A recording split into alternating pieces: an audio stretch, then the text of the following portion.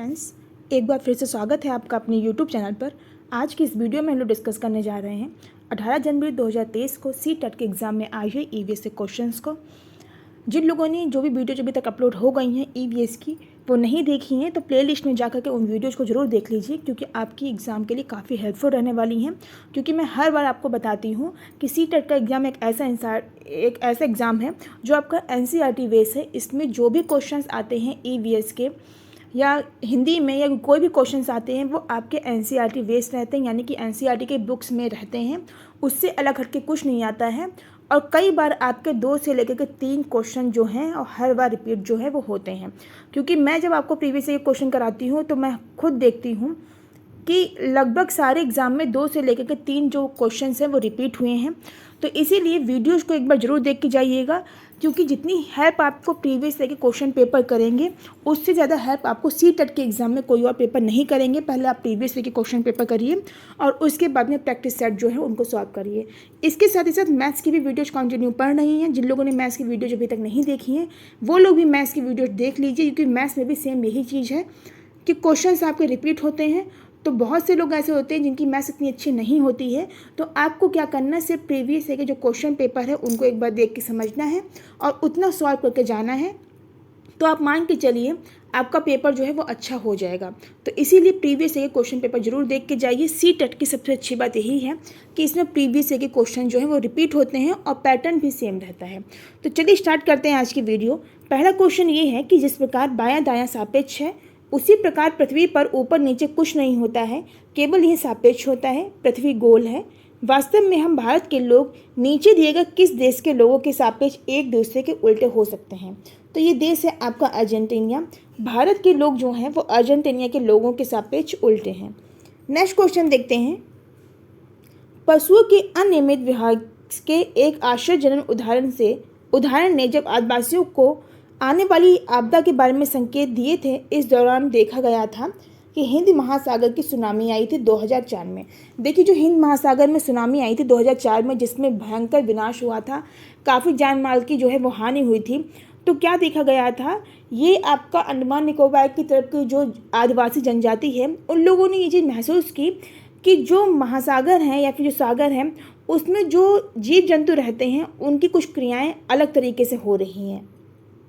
जीवों ने कुछ आश्चर्यजनक उदाहरण के साथ एक संकेत दिया था और उसके कुछ दिनों के बाद ही क्या हुआ, तो सुनामी आई थी।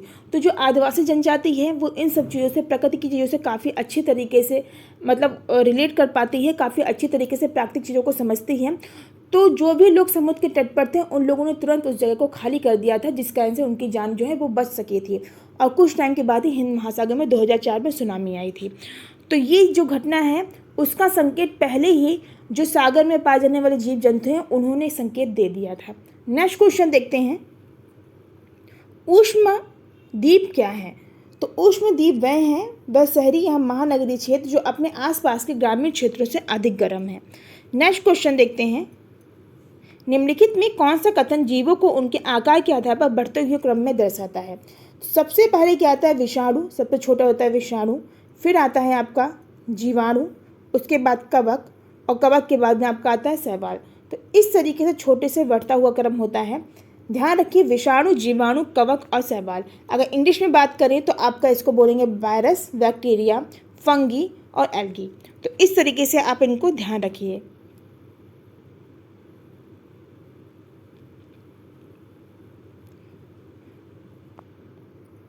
नेक्स्ट क्वेश्चन है 5th नंबर का। निम्नलिखित में कौन सा एक कीट भक्षी पौधा है? तो आपको कीट भक्षी पौधा है जो वो पिचर प्लांट है। इसको इंग्लिश में पिचर प्लांट बोलते हैं और हिंदी में इसको घटपर्णी बोलते हैं, जो कि कुछ इस तरीके से बना होता है, एक घड़े के आकार का। और यहाँ पर कुछ चिपचिपा जो द्रव होता है वो लगा रहता है। इस तरीके से ये डाल पे लटकता है और यहाँ पर जब कोई भी कीट आता है तो इसकी सुगंध से वो आकर्षित होता है और यहाँ पर जैसे ही वो कीट खाने के लिए जाता है तो यहाँ पर एक चिकना सा द्रव्य होता है जिस कारण वो उसके अंदर चला जाता है और इसका जो ढक्कन होता है वो बंद हो जाता है। तो ये कहलाता है पिचर प्लांट, या इसको बोलते हैं घटपर्णी भी। तो दोनों ही नाम आप याद रखिए, कभी कभी हिंदी में भी दिया जाता है घटपर्णी। मैं लिख देती हूँ, घटपर्णी। अगला क्वेश्चन देखते हैं। पाठ हु तू में कर्णम मलेश्वरी क्या है? तो जो कर्णम मलेश्वरी हैं वो एक भारोत्तोलक है। ये आपका हु तू तू जो पाठ है वो आपका एनसीईआरटी की बुक में दिया हुआ है।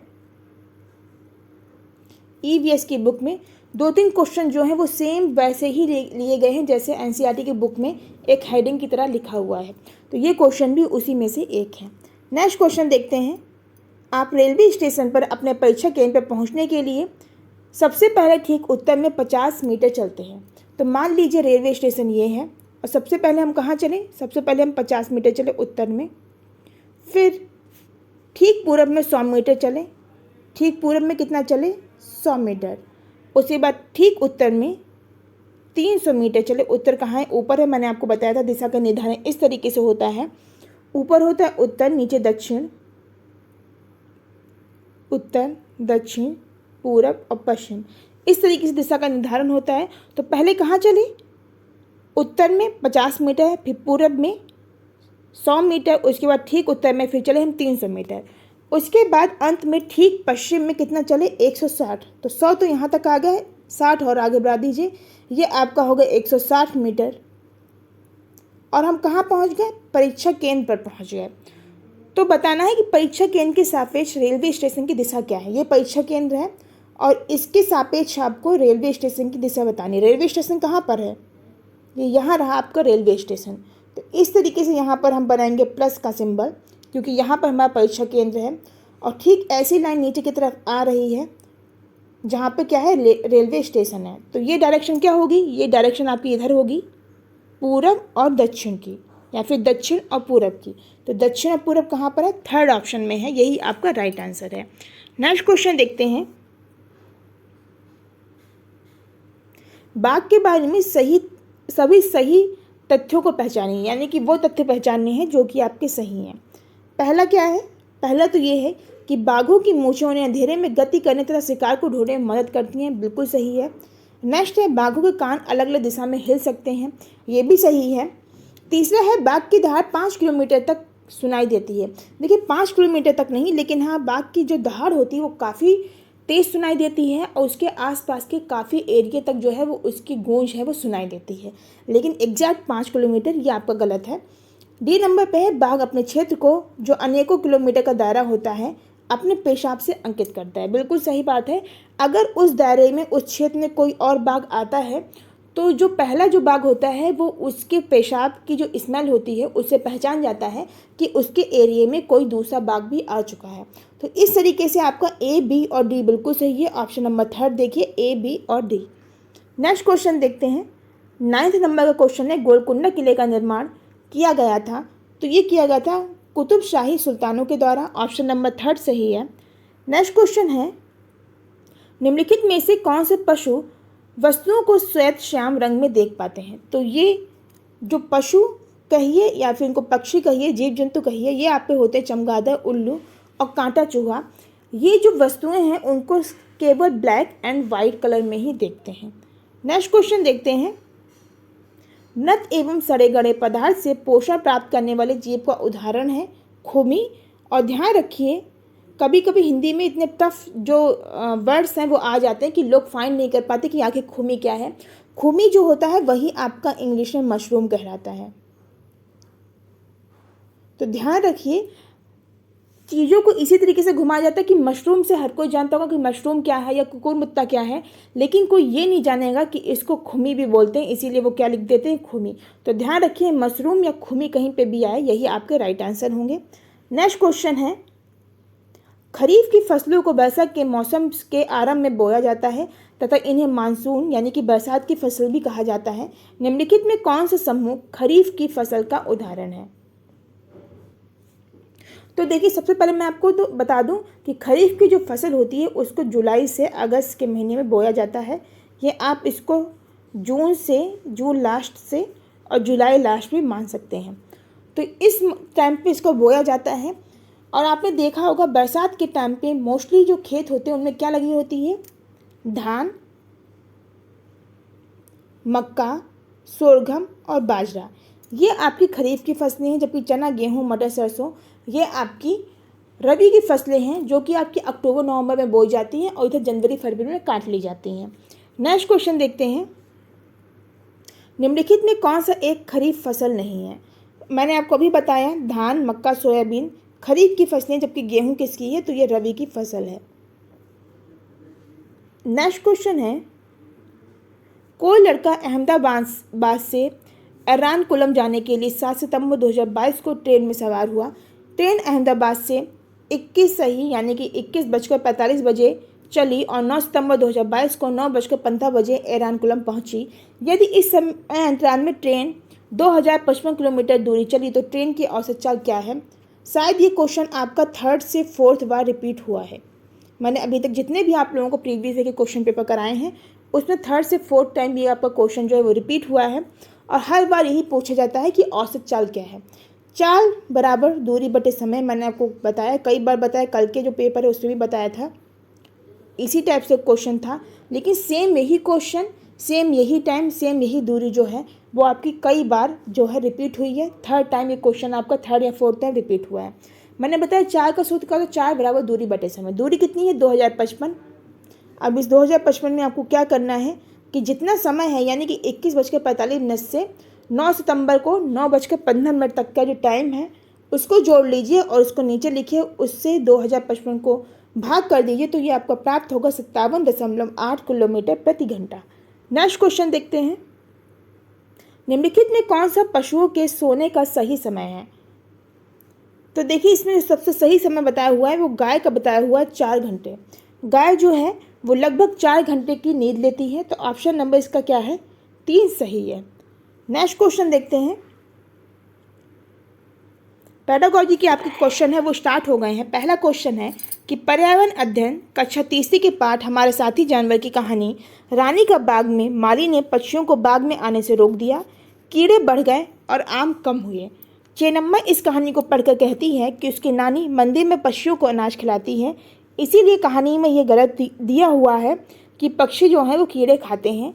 चेन्नम्मा निम्नलिखित में क्या प्रदर्शित कर रही है? तो देखिए इसमें क्या सही है, इसमें एक तो वो कक्षा कक्ष अधिगम को बाहर विद्यालय के बाहर से जोड़ना चाहती है, और क्या इसमें है सही? इसमें एक ये सही है कि प्राकृतिक पर्यावरण के बारे में उसकी सहज जो जिज्ञासा है वो दिखाई दे रही है। क्वेश्चन पूछने से उसकी सहज जिज्ञासा दिखाई दे रही है, जबकि जो किताबी अध्ययन होता है, जो कि कक्षा का अधिगम होता है यानी कक्षा की लर्निंग होती है, उसको विद्यालय के बाहर की दुनिया से भी जोड़ रही है। तो आपका ऑप्शन 1 और ऑप्शन डी जो है वो बिल्कुल सही है, और ये किस में है? 3rd नंबर के ऑप्शन में है। नेक्स्ट क्वेश्चन है, कक्षा 3rd से 5th के लिए पर्यावरण अध्ययन में प्रक्रम आधारित दृष्टिकोण के स्थान पर विषयगत यानी कि थीम आधारित दृष्टिकोण का उपयोग निम्नलिखित में कौन से पर्यावरण अध्ययन की प्रकृति के कारण किया गया है? तो ये है आपका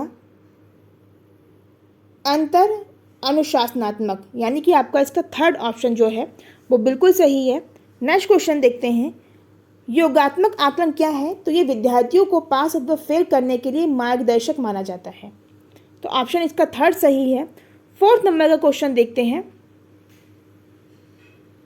पर्यावरण अध्ययन कक्षा 5 की कहानी सपेरा की पाठ में सपेरे जंगल से जड़ी बूटी इकट्ठा करते हैं, उनसे दवाइयाँ बनाते हैं, वह सूखी लौकी से बनाई जाने वाली बीन बजाते हैं, सांप खेतों में चूहों को खाते हैं, नहीं तो वो फसलों को खाएंगे। ये सभी तथ्य निम्नलिखित में किसे सूचित करते हैं? तो ये तथ्य सूचित करते हैं पौधे, मनुष्य और जानवरों के अंतर संबंध को, पौधे, मनुष्य और जानवरों की अन्योन्याश्रितता को, के साथ ही ये सूचित करते हैं पौधे, मनुष्य और जानवरों की परस्पर निर्भरता को। तो ये आपका ऑप्शन सही है, ए, बी और सी। ऑप्शन नंबर इसका जो दूसरा है वो बिल्कुल सही है। देखिए यहाँ पे एक चीज़ लिखी हुई है कि भी सूखी लौकी से बजाई जाने वाली बीन बजाते हैं। ये क्वेश्चन आपका जो है वो इस बार के KVS के एग्ज़ाम में आया था, जिसमें पूछा गया था कि बीन जो है वो किस तरीके से बनती है या किस से बनती है। ऑप्शन में आपका लौकी था, तुरई था और 2-3 चीज़ें, बांस वगैरह दिया हुआ था। तो ये आपका बिल्कुल NCERT से क्वेश्चन उठाया गया है, उसी में पढ़ा तब ये जाना कि लौकी की से जो है वो बीन का निर्माण होता है। आपने देखा होगा लौकी कुछ इस तरीके से होती है,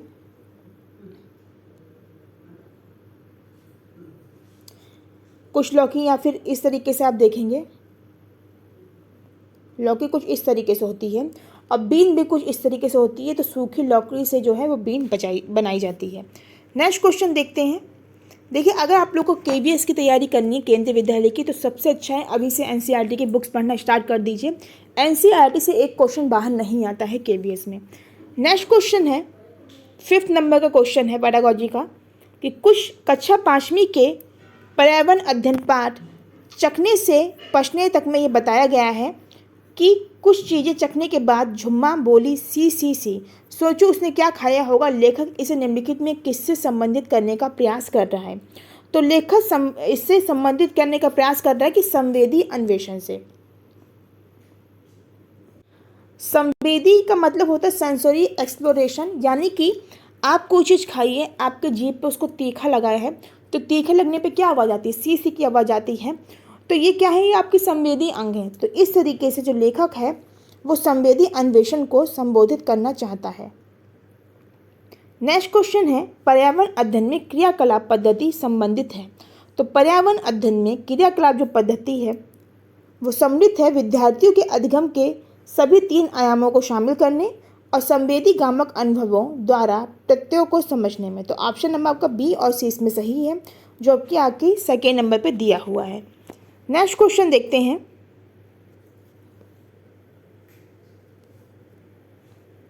मंजरी के घर बर्तन मारने वाली उषा शनिवार को नहीं आई। दादाजी ने कहा यह इस महीने में 3री बार है जब उसने बिना बताए छुट्टी ली है। हमें इस छुट्टी के लिए उसे दिए जाने वाले पैसों में से पैसा काटना पड़ेगा। मंजरी को उषा के लिए बहुत बुरा लग रहा था।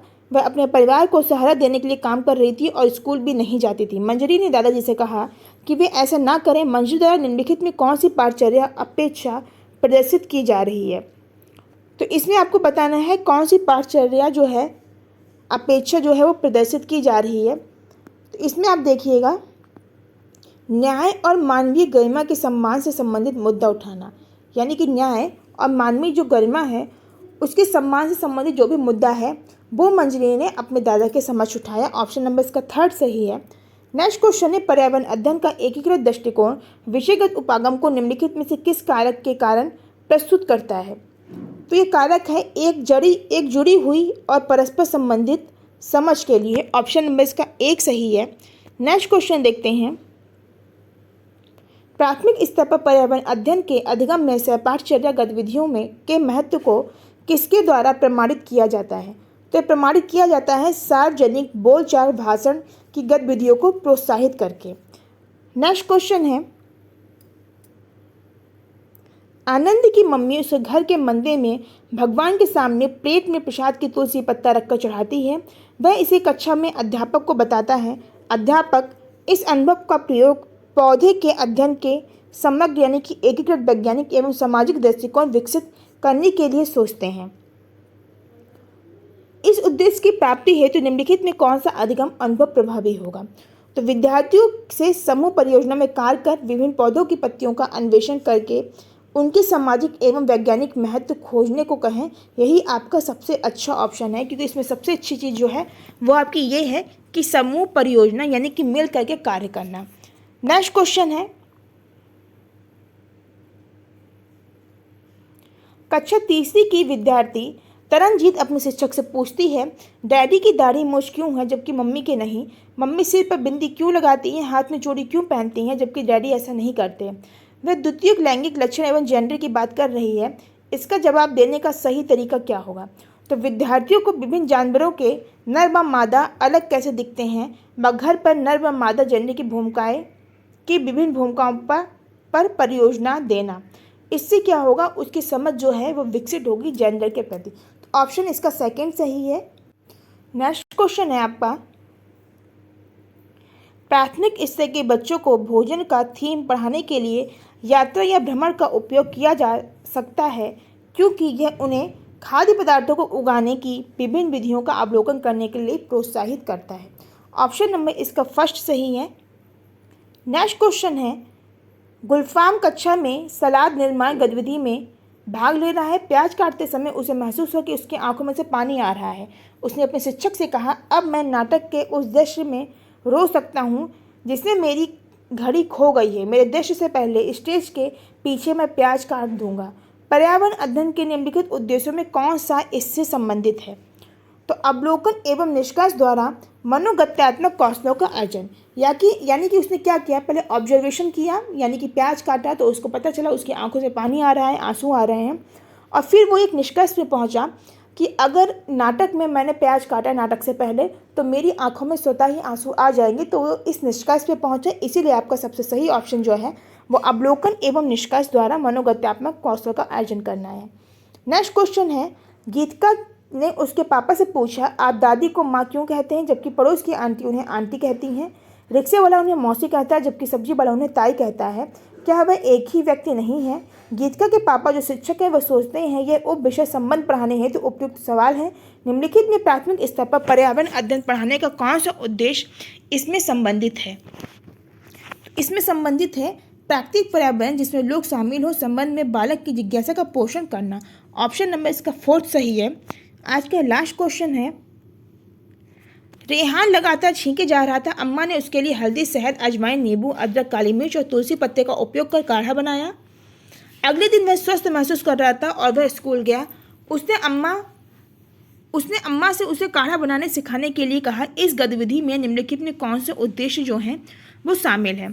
तो इसमें शामिल है समझाना, निर्माण करना और प्रयोग करना, ये तीनों ही शामिल है। तो ऑप्शन नंबर आपका इसका फर्स्ट सही है, ए, बी और सी। तो ये थी हमारी आज की वीडियो जिसमें हमने 18 जनवरी 2023 को ईवीएस क्वेश्चन के डिस्कस को डिस्कस किया जो कि आप लोगों के सीटेट के एग्जाम में पूछे गए थे। आज की वीडियो में बस इतना ही। वीडियो पसंद आए तो वीडियो को लाइक करिए, शेयर करिए। मिलते हैं नेक्स्ट वीडियो में, तब तक अपना ख्याल रखिए, खुश रहिए। Thank you.